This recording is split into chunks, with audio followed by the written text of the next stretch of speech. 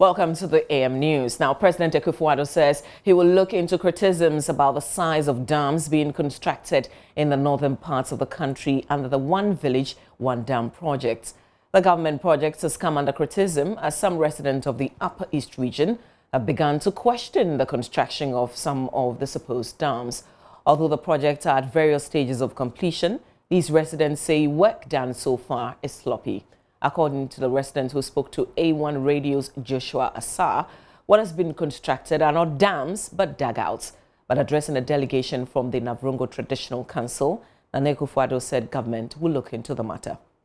There are all kinds of criticisms being made about other parts of our policies. Apparently some people up there are not satisfied about the dams that are being built. We're looking into it to find out the truth of it.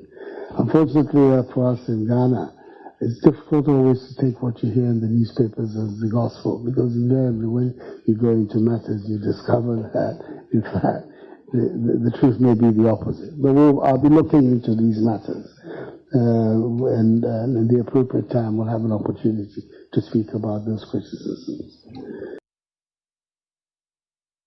The president also dismissed claims government is seeking to reverse a decision to make the Navrongo campus of the University of Development Studies an autonomous body. Decision to make the Navrongo campus of UDS an autonomous body so that you have your own university. That decision has been made. It is irreversible. The processes towards it are underway. And I have no doubt that very, very soon the reality will also be established. Grateful for the offer of land for whatever expansion is required for the facilities of the university. I have no doubt that will be needed. And I'm happy that in advance the traditional rulers have found it possible to make this offer. Now, the board chairman of the Minerals Commission, Dr. Escobar, says government's quest to sanitize the illegal mining enterprise will receive a major boost in July this year when the commission kickstarts the lifting and distribution of some 1 million free palm seedlings to farmers and reformed galamseyers. Partner in Richie Plantation, the private company, the Minerals Commission is currently nursing the seedlings in the Ekuapem North municipality in the eastern region, where board members visited Thursday morning. Speaking to journalists at the nursery, Dr. Escobar appealed to illegal miners to quit the pits and embrace the opportunity. Latif Idris was there and has more in the following report.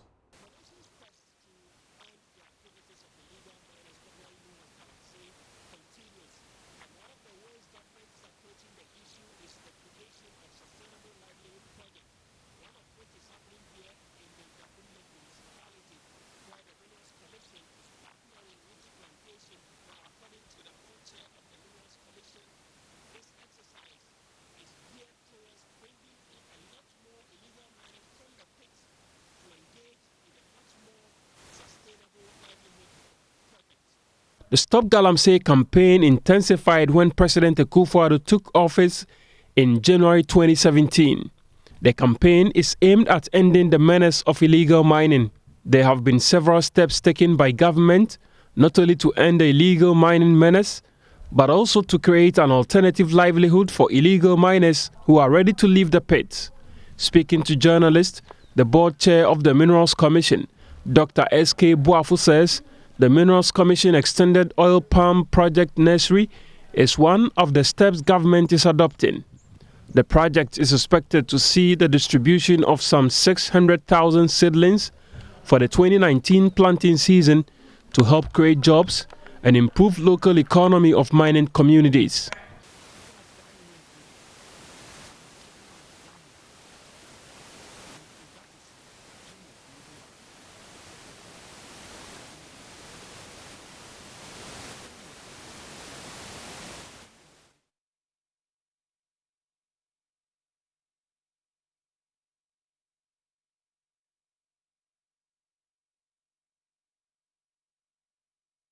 And we have to apologize for that bad sound there.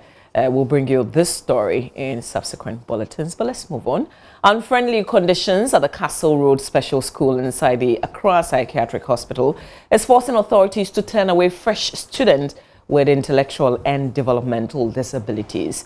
The school, established some 34 years ago, is being run on the benevolence of teachers and other individuals.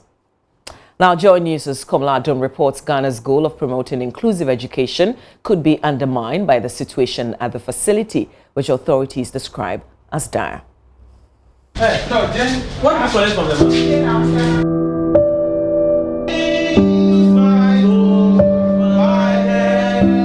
Laugh for laugh, some laugh for money, some laugh for beauty. He was brought to the Castle Road Special School inside the Accra Psychiatric Hospital as a boy with intellectual disability. That was more than 20 years ago. Samuel is over 30 years now and somehow still clinging on to the faintest of dreams of becoming the administrator he's wanted to be. In the special school here, he calls himself assistant headmaster. Of course, he is the eldest of 32 pupils with various forms of intellectual and development disabilities.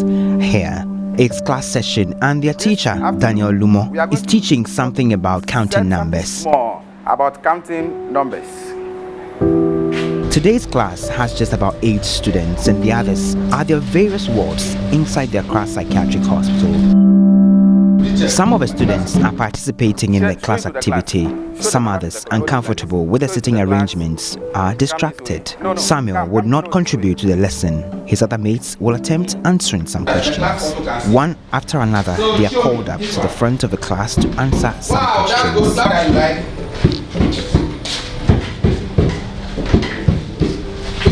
Which number is that? Show it to the class. Show it to the class. Mention it. 3. Number 3. Okay. Show me on the board. Show me number 3. Wow! That's good. The classroom is sited close to the hospital's kitchen, and so food aroma, steam and fumes emitted directly affects the students.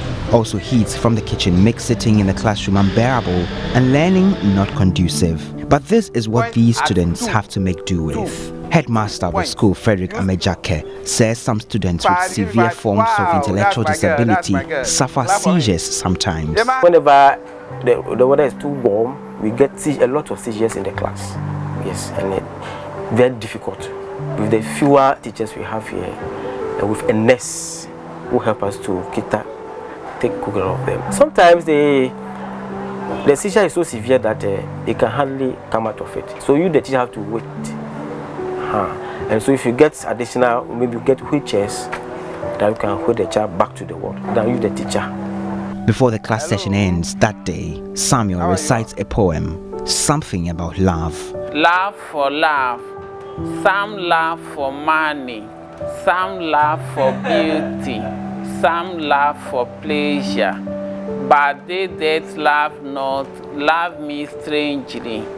But it is nature, it is faith, let it be so. From the words of this poem, the other special children, some of whom have been abandoned by their families, are craving for affection. Looking at their condition, we need a lot of toys, but they are very destructive.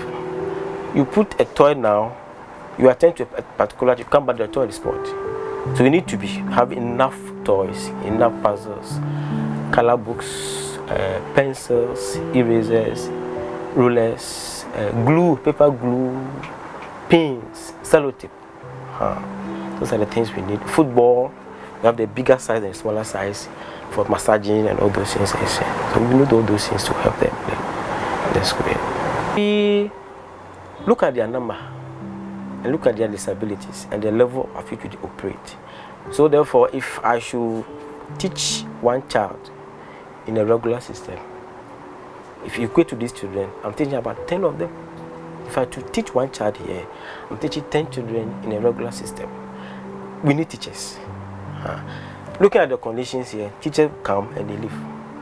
According to their teacher, Daniel Lumo, teaching these students requires special provisions. Sadly, The school, since the 1980s, has yet to receive any grants or budgetary allocations. The place doesn't look like school. We are ignored by our own education center. Every school is supposed to be giving grants. Since I came here, we don't have any grants from anywhere. Mostly, we use our own money for most of the things that we do for the kids. Administrative work, the head, and other colleagues. We use our own money. The state of a school discourages teachers posted by the Ghana Education Service. So the school lacks general and specialized teachers. Even Daniel almost deserted the school. When we were posted here, I think the first time I wanted to take transfer and then go back because we study, even though we study about them, we study other aspects that we can be. Then when we were posted, the former head, so we met, I said, no, I'm going back. So I quickly ran to the Metro Education Office to ask them that no, I want to go to my second area, which is English language. So I was about to be given the letter, but I don't know. I went by then, something just touched me, no. I have to be committed to the work that I learned. So let me come to my major side.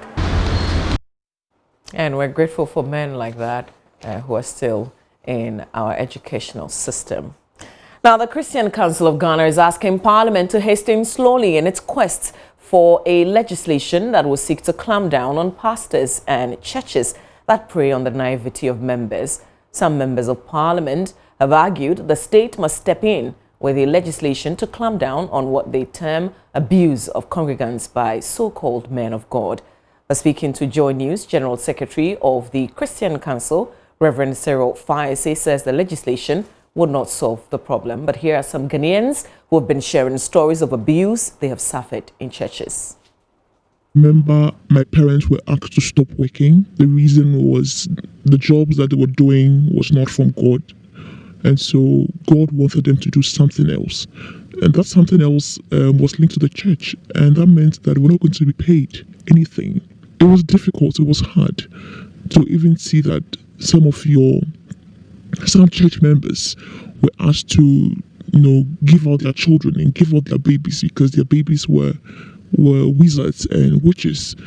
And, for years, they don't even go back to look for them. In a church where you can be very sick, you can be extremely sick, then you go to the church and the church tells you that what is happening to you is spiritual. They keep you for days, weeks without treatment. I've seen church members die. If there's going to be any regulation, it is the right step and it's the right thing to do. My sister was asked to, sell her things because there was a man who bought it for her. And so she also sold everything, including her fridge, TV, in fact, including our own clothes that we were wearing. We were asked to burn all of them, sell them out and all that. So we came back to zero. In fact, it goes to a time we have to beg. You go and buy something, they'll tell you that this thing that you've bought is no good for you, the person that has bought the thing. And rather, if the pastor uses it, it's rather best for the pastor to use it. The pastor will take the thing and use it. Meanwhile, they say the thing is no good for you. I wish they could have a regulation for them. I mean, nowadays the churches around, only God knows. Well, Reverend Cyril Fayese says that the Christian Council is meeting to draw up some proposals which will soon be submitted to Parliament. The comment is that they should hasten slowly. We do realize the problem that is confronting us, and we are equally concerned, and we are also looking for ways to address the issue. But I don't think the solution is an easy way to legislation that will solve the problem. It's a more complex problem than it looks. So we are asking the legislators to hasten slowly. The Christian Council is working very hard so that we can come together as Christian leaders and do some stuff. But eventually we will need the state, the legislative body, to give us legislative backing.